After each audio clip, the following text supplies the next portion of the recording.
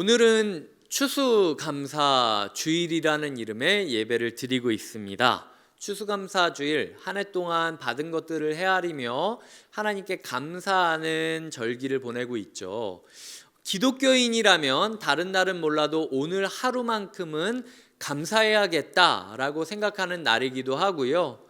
그리고 감사가 일어나지 않는다 할지라도 오늘 하루 내가 원만하게 교회 생활을 하려면 감사하는 척이라도 해야겠다라고 생각되어지는 날이기도 합니다. 그래서 오늘 이 감사주일을 맞아 제가 성도님들에게 한 가지 질문을 드리며 시작했으면 좋겠는데요. 우리 사랑하는 곁에 있는 교회 성도님들은 지금 이 순간 어떤 감사 제목을 가지고 계십니까? 제가 한 사람 한 사람씩 이 자리에 세워서 감사 제목이 무엇이냐라고 고백한다면 어떤 이야기를 주시겠습니까? 뒤에 달려있는 감사 카드들이 바로 그런 제목들로 이루어져 있는 내용들이겠죠. 그런데 제가 이 감사 제목에 대해서 고민을 하던 중에 최근에 우리가 욥을 묵상하고 있지 않습니까? 이 최근에 묵상하고 있는 상황과 감사주일이라는 이름이 너무 어울리지 않다라는 생각이 들었습니다. 성경에 욥기라는 곳이 있다라는 거는요, 인생에 욥과 같은 시절이 우리에게도 다가올 수 있다라는 뜻이죠. 그러니까 하나님께서 너희의 인생에도 욥 같은 계절, 추운 겨울이 오는 날이 온다면 욥을 생각하면서 마음을 다져라 라고 이야기하시는 것이지 않습니까? 욥은 어떤 삶일까? 제가 느끼기에 욥은 두 가지 문제를 가지고 있었는데, 첫 번째로는 이해할 수 없는 상황에 던져졌다라는 거죠. 도저히 이해하고 해석할 수 없는 상황에 던져져서 어찌하여 내뱉기만 할 수밖에 없는 것, 그게 욥의 모습이었죠. 다음으로는 버거워했다라는 겁니다. 이해할 수 없으면 견디기라도 해야 되는데 견디지 못하고 버거워하면서 마치 달려가고 싶지만 일어나지 못한 채로 한쪽 무릎을 땅에 꿇고 어떻게든 일어나려고 안간힘을 쓰고 고개를 숙이고 있는 모습처럼 욥은 그렇게 버거워하면서 아파하고 있었다라는 거죠. 욥과 같은 시절을 보내는 성도님들은 이렇게 이야기하실 겁니다. 도대체 내가 뭘 잘못했길래 이렇게 힘들어야 되는지 모르겠다고. 아무리 소리 질러도 답하지 않는, 답 없는 삶을 살고 있다고 이야기하실 수 있을 것입니다. 저는 이 욥과 같은 시절을 보내는 성도님들이 세 가지 문제를 가지고 있다라는 생각을 들어요. 첫 번째로는 어떤 분은 한 번도 만나보지 못한 문제 앞에 낯설음 그리고 당혹스러움을 겪고 계셨을 것이고, 두 번째로 어떤 분들은 하나가 겨우 해결되려고 하는 이 시점에 또 하나의 문제를 맞닥뜨리면서 꼬리에 꼬리를 이어 물고 들어오는 문제 때문에 지쳐서 내 인생은 언제 이 문제로부터 해답을 얻을 수 있을까 괴로워하시고 무너져 있을 수도 있고요. 또 다른 어떤 분은 하나의 아픔이 씻겨지기도 전에 또 하나의 문제가 돌덩이가 날라오면서 이리저리 돌에 맞는 것처럼 사방에서 던져지는 문제 가운데 어디서부터 어떤 것부터 해결해야 될지 난감함을 겪고 계시는 분도 계실 겁니다.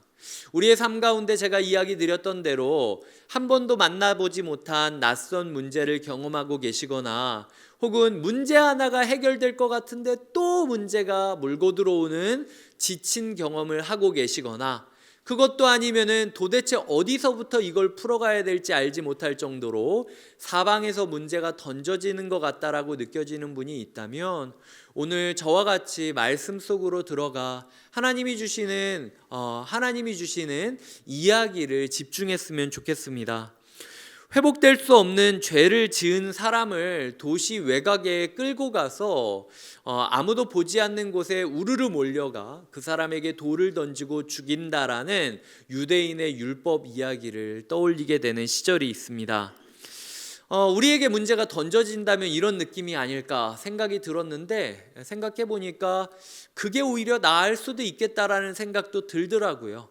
왜냐하면은 돌에 맞으면 차라리 정신이라도 잃어버리지, 사지 멀쩡하고 정신 또렷한데 폭풍처럼 다가오는 문제 한가운데에서 그 문제들을 다 두드려 맞으면서 괜찮은 척 웃고 있으려니 우리의 마음이 썩어드는 때가 굉장히 많이 있다라는 거죠. 언젠가 영하의 날씨 어디에도 환영받지 못한다라는 마음 때문에 늦은 밤 갈 곳을 잃고 그저 전봇대 하나에 몸을 기대어 앉아가지고 사람들의 얼굴을 보던 날이 있었습니다. 어떤 사람은 뭐가 좋아서 들뜬 발걸음으로 총총거리면서 길을 걷고 있는 걸까? 또 어떤 사람을 보고서는 손이 얼 것 같은데 도대체 누구랑 통화하길래 저 빨간 손이 되었음에도 불구하고 휴대폰을 붙잡고 웃으며 통화를 할 수 있는 걸까? 지나가는 어떤 사람이 든 쇼핑백을 보면서 저것은 도대체 어떤 연유로 들게 된 쇼핑백일까? 누구한테 선물을 받고 기쁜 마음으로 들어가는 걸까? 아니면은 누구에게 선물을 주려고 걸어가고 있는 중일까? 여러 가지 생각들을 하면서 쳐다보고 있던 그 새벽이 기억이 납니다. 왜 하필이면 나는 이 새벽에 사람들의 얼굴, 사람들의 발자국만 보면서 마치 코끼리 코를 하고 빙빙 돌았을 때 제자리를 찾지 못하고 비틀비틀거리는 것처럼 술도 안 마셨는데 내가 지금 여기서 뭐 하는 건가? 라는 생각을 들며 이 전봇대에 기대어 앉아있던 중에 새벽이 지나고 지친 몸과 마음 가운데 눈이 감길 때가 있었어요. 아이러니하게도 종종 그때가 생각납니다. 굉장히 위험한 순간이었지만 한편으로는 또 굉장히 편했거든요. 인생의 참 어려운 시절을 만날 때마다 그때 오히려 괴롭고 힘들고 어려웠을 때 아시잖아요. 이게 사람이 얼기 직전에는 그렇게 잠시나마 편안해진다라는 걸. 누가 깨워주고 살려줬기 때문에 제가 이 자리에서 목사가 되어서 행복을 선택해야 된다, 감사를 선택하셔야 되고 감사를 이어가셔야 된다라고 이야기하고 있지만 실제로 그런 저의 마음에도 하루에도 수없이 전쟁 같은 일들이 펼쳐지면서 때로는 차라리 아무도 보지 않는 곳에서 그냥 혼자 있다면 오히려 나도 행복하고 사람들도 행복한 거 아닌가? 내가 왜 여기서 이렇게 사람들을 괴롭히고 있는 건가? 라는 생각들을 할 수 있는 게 우리의 인생이라는 거죠. 욥이 마치 자기를 위로하러 온 친구들이 자기를 정죄하는 모습을 보면서 니네 이럴 거면 나한테 왜 왔냐? 내가 너희한테 바라는 게 뭐 큰 게 아니라 그저 동정 하나인데 그 동정 하나도 못하고 나를 판단하고 비방하는 게 과연 옳으냐? 라고 이야기했던 것처럼 우리의 마음이 극도의 외로움과 고립감 가운데 또한 꼬여버린 관계와 감정의 실타리를 해석할 수도 풀 수도 없어서 그저 끙끙거리며 그 실타리를 짊어지고 살아갈 수밖에 없는 그런 하루를 보내고 있는 사람들이 우리 성도님들 가운데 있다라는 거죠. 그리고 한 해 동안 받은 은혜를 헤아리며 감사하는 추수감사주일이다 라고 해서 나왔지만 욥처럼 마음 한켠에 하나님 제가 한 해 동안 받은 거라곤 불안과 절망밖에 없습니다. 그러니까 이거라도 드릴 테니 이거라도 가져가십시오 라고 이야기를 하며 나지막히 읊조리며 하나님을 외면하고 고개 들려 있는 성도님도 우리 가운데 또 있을 수도 있다라는 거죠. 인생의 추수감사주일이라고 항상 기쁠 수 있겠습니까? 감사주일에 항상 기쁘지 못하고 또 누군가는 아파할 수 있는 게 이 시린 겨울을 보내는 우리의 현실이라는 생각이 들었습니다. 그런데 오늘 제가 본문을 찾던 중 25절에 그때에 라는 단어가 눈에 들어왔습니다. 그때가 언제일까? 마이클 윌킨스라는 학자는 이 그때에 라는 단어를 세 가지 단어로 묘사하는데요. 첫 번째는 의문, 두 번째는 배척, 세 번째는 심판이라는 단어였습니다. 예수님은 질문들 앞에 서 있었습니다. 네가 맞냐? 네가 메시아 맞아? 진짜 맞아? 라고 비아냥거리는 그 질문들 앞에서 끊임없이 자신을 검증해야만 했습니다. 두 번째로 배척, 자기를 알 법도 한데 한두 번의 기적에도 불구하고 끝까지 자기를 의도적으로 무시하고 공개적으로 비난하며 비아냥거리는 사람들을 마주했던 것이 예수님의 현실이었죠. 그리고 그 예수님이 너희 이러다가 심판날에 나만 하지 않는다 라고 이야기를 하는데, 그 누구도 임박한 심판 앞에서 예수의 목소리에 귀 기울이지 않고 있던 때가 있었다라는 것이 마태복음 11장 24절까지의 내용입니다. 의심, 그 의문, 배척, 그리고 심판이라는 단어 속에서 예수 그리스도께서 어떤 행동을 하셨는가? 25절을 보면 그때에 예수님께서 감사하셨다라고 기록을 하고 있습니다. 예수님께서 대답하시되 감사하나이다 라고 이야기를 하고 있다라는 거죠. 예수님이니까 감사하는 거 당연한 거 아닌가? 예수님이니까 이 정도 해주셔야 되는 거 아닌가? 라고 생각하기엔 제가 느낄 때에 예수님이 처했던 상황이 녹록하지 않았습니다. 그럼에도 불구하고 어떻게 예수님이 감사할 수 있었을까? 그것도 그냥 집에서 아무도 듣지 않는 데서 감사하는 게 아니었어요. 이 감사하다라는 단어를 제가 찾아보니까 보통 성경에서 죄를 자복하다, 그리고 주로 예수를 시인하다, 그리고 찬양하다, 감사하다, 인정하다, 뭐 이런 뜻입니다. 그러니까 그냥 혼자서 혼잣말로 하나님께 그럼에도 감사합니다 이런 게 아니라 사람들이 다 예수를 쳐다보고 있는 그 시점에 예수가 의심을 받고 있고 배척을 받고 있고 그리고 심판을 외치고 있음에도 아무도 듣지 않고 있었던 그 무반응의 시절임에도 불구하고 예수께서 공개적으로 사람들이 보는 앞에서 나는 그럼에도 감사할 수 있다 라고 이야기하고 있는 감사 선언을 듣고 있다라는 거죠. 저는 이 부분이 참 마음에 와닿았습니다. 만약 예수님의 감사 제목, 그때라도 감사할 수 있었던 예수님의 감사 제목이 있다면 욥이라도 감사를 배울 수 있지 않을까? 우리가 어떤 상황에 있다 할지라도 감사를 고백할 수 있지 않을까라는 생각을 하게 되었다라는 거죠. 그래서 도대체 예수님이 왜 감사하셨는지 예수님의 감사 제목을 찾게 되었습니다. 오늘 본문이 이야기하는 예수님의 감사 제목은 두 가지 부류의 사람들 때문이에요. 첫 번째 부류는 25절에 보면 지혜롭고 슬기 있는 자들이 아니라 어린아이들 같은 사람 때문에 내가 감사한다.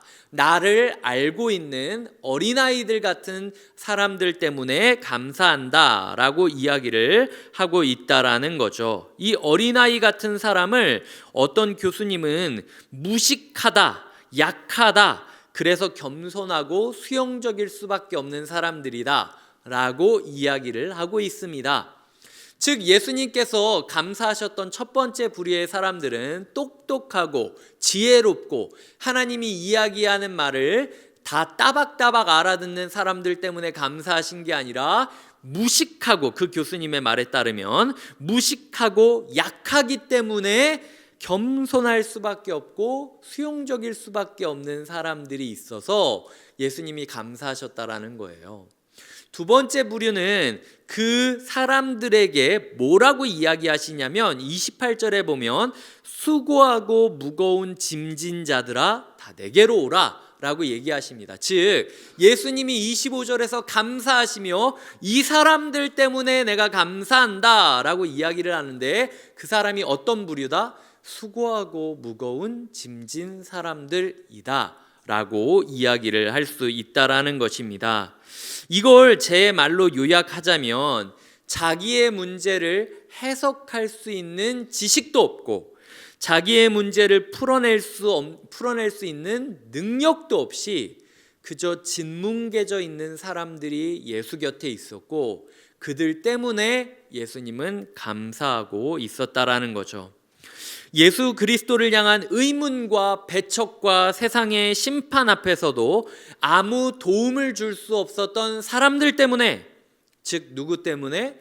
우리 같은 사람들 때문에 예수님은 감사하셨다라는 겁니다. 오늘도 주님 앞에서 주님, 저는 제가 왜 이렇게 힘든지 모르겠어요. 주님, 저는 제 이런 고난을 도무지 해결할 수 있는 능력이 없습니다 라고 이야기하는 분이 있다면요, 기억하셔야 된다라는 거예요.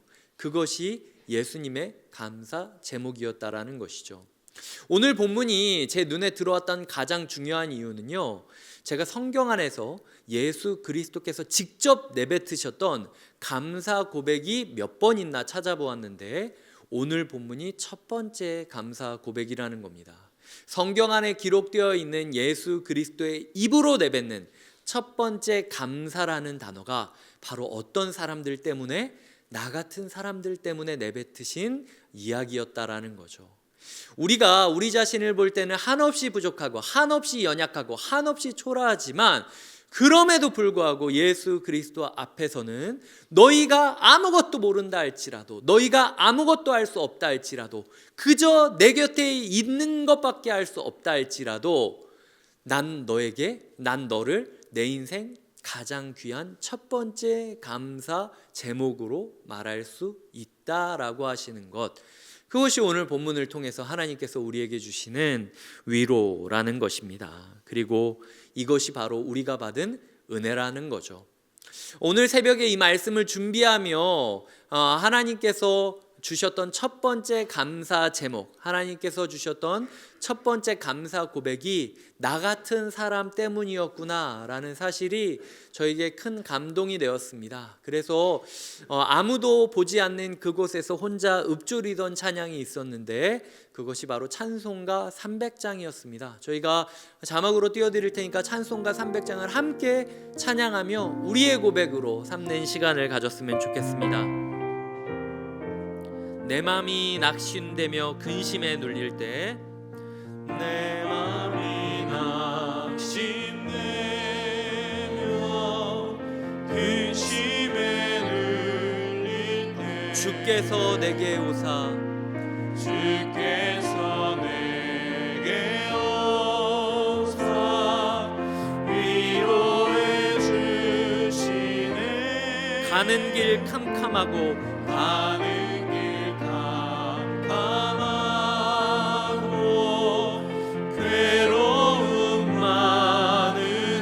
주께서 함께하며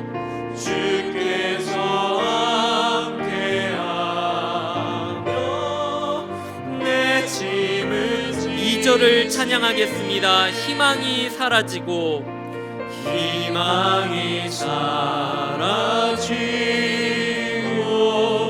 친구 날 버릴 때, 주 내게 속삭이며 주에게 새 희망 주시네. 싸움이 맹렬하여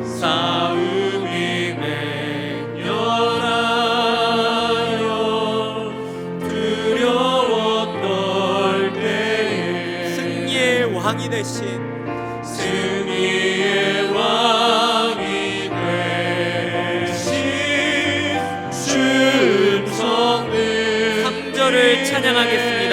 번민이 가득 차고 번민이 가득 차고 눈물이 흐르네. 주 나의 곁에 오사 주 나의 곁에 오사 위로해 주시네. 환난이 닥쳐와서 환난이 닥쳐와서 어려움 당할 때 주님의 능력 입어 주님의 능력 입어 원수를 이기네. 그네가 내게 그네가 내게 족하네. 그네가 족하네. 이 괴로운 세상 지날 때 그네가 다시 한번 고백합니다. 합시다. 그네가 내게 족합니다. 그네가 내게 족하네. 그네가 족하네. 이 괴로운 세상 지날 때 그네가 족하네. 어떤 상황에서도 우리를 첫 번째 감사 제목으로 삼아 주시는 예수 그리스도가 우리의 곁에 계시다라는 거죠. 그 주님께서 우리에게 두 가지 부탁을 하고 계십니다. 첫 번째 부탁은 뭐냐? 내게로 나와라. 다 내게로 오라. 두 번째 부탁은 뭔지 아십니까? 멍에를 지고 내게 배우라. 내게로 오라. 내게서 배우라. 철저히 관계적인 지식인 거죠. 예수 앞에 나오지 않으면, 예수와 마주하지 않으면 배울 수 없는 삶, 함께할 수 없는 삶으로 우리를 초청하고 계시는 겁니다. 예수와 함께 멍에를 지고 뭘 배워야 할까요? 당시 멍에라는 것은 그 짐승 두 마리를 나무 틀로 이렇게 해가지고 목을 딱 메고 짐을 짊어지게 만들거나 아니면 농사를 함께 논이나 밭을 갈게 만드는 그런 용도로 썼던 게 멍에라고 부르는 것이었습니다. 예수 그리스도와 함께 멍에를 지고 배워야 되는 것이 무엇입니까? 바로 26절에 보면 이렇게 된 것이 아버지의 뜻이니이다. 어떤 게 하나님의 뜻인지를 함께 배워가자는 거예요. 예수 그리스도와 함께 멍에를 메고 지금 이 순간 예수님이라면 어떤 마음이셨을까? 지금 이 순간 예수님이라면 어떻게 행동하셨을까를 고민하면서 예수 그리스도의 멍에를 메고 예수 그리스도와 함께 하나님 아버지의 뜻을 따라 찾아가며 걸어간다면 어떤 고백을 할 수 있느냐? 27절에서 내 아버지께서 모든 것을 내게 주셨다. 아무도 예수 그리스도의 권위를 인정하지 않고 의심하고 배척하고 심판의 메시지 앞에 무감각해져 있는 사회 가운데서도 예수님이 모든 것을 가졌다라고 고백하셨던 것처럼 하나님을 내 아버지라고 고백하며 아무것 없지만 모든 것 가진 자로 살아갈 수 있는 자족함의 능력을 주시겠다라고 하시는 것이 예수 그리스도의 멍에를 메고 예수 그리스도를 배울 때 우리가 받을 수 있는 열매라고 이야기를 하고 계시다라는 거죠. 즉 우리의 삶 가운데 이제부터는 하나님 저 모르겠습니다. 다 모르겠고 여전히 나의 문제를 이해할 수 없고 풀어갈 수 없지만 그래도 저는 아버지가 하나님이라는 걸 고백합니다. 하나님이 내 아버지시고 예수님이 나와 함께 동행하시는 분이시고 나는 그저 예수의 길을 걸어갈 테니 자족할 수 있게 나를 만들어 달라고 고백할 수 있는 것, 이것이 우리가 추수감사절을 맞아 주님께 배워야 되는 감사의 제목이자 감사의 비결이라는 거죠. 오늘 예수 그리스도께서 우리에게 물어보십니다. 야, 나는 너로 인하여 감사 제목이 충분한데 너는 나로 인하여 감사할 수 있겠니? 나는 너 하나만 내 곁에 있으면 아무것 알지 못하고 아무것 해줄 수 없는 너라도 네가 내 곁에 있으면 나는 어떤 상황에서도 감사할 수 있는데 너는 어떤 상황에서도 나 하나 때문에 감사해 줄 수 있겠니? 이것이 오늘 예수 그리스도께서 우리에게 물어보시는 질문이라는 것을 기억하셔야 됩니다. 말씀을 맺겠습니다. 해석할 수 없고 감당할 수 없는 상황이 우리 가운데 밀려올 때가 있습니다. 그럼에도 불구하고 성도님들이 끝까지 기억하셨으면 좋겠어요. 우리는 예수님의 첫 번째 감사 제목입니다. 믿음으로 그분께 나와 감사와 순종의 길을 배우며 함께 멍에를 지고 함께 하나님의 뜻을 찾고 함께 하나님을 나의 하나님이라고 불러가면서 살아가시는 감사의 하루 그리고 축복의 하루 되시길 주님의 이름으로 축복드립니다.